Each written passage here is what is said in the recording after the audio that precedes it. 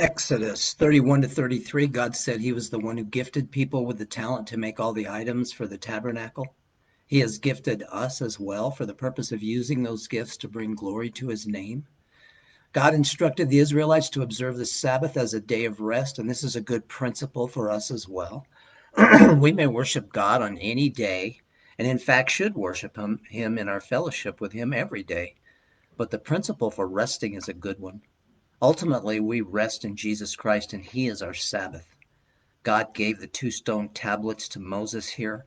The people got impatient waiting for Moses to return. They were wary of a God without a face and convinced Aaron to fashion a golden calf. They were unhappy with how God was being God and created their own image of God. Do we do this?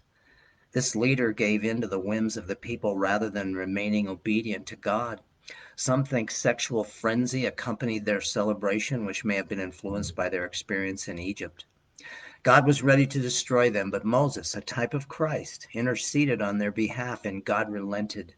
When Moses arrived and saw this for himself, he threw the tablets down, breaking them. The law had been broken.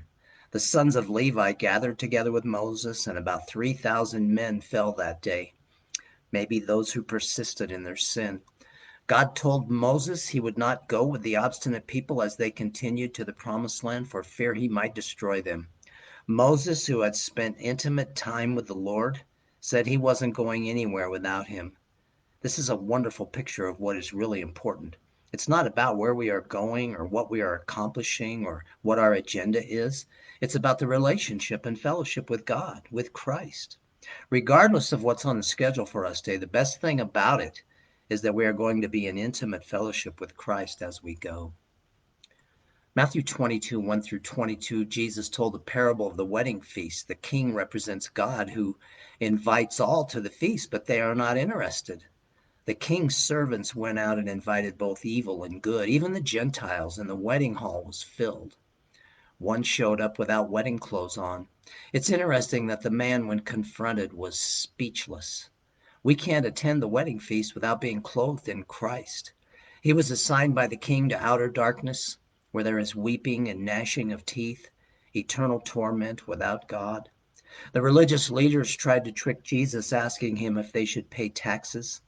Jesus said we should render to Caesar the things that are Caesar's, and to God the things that are God's.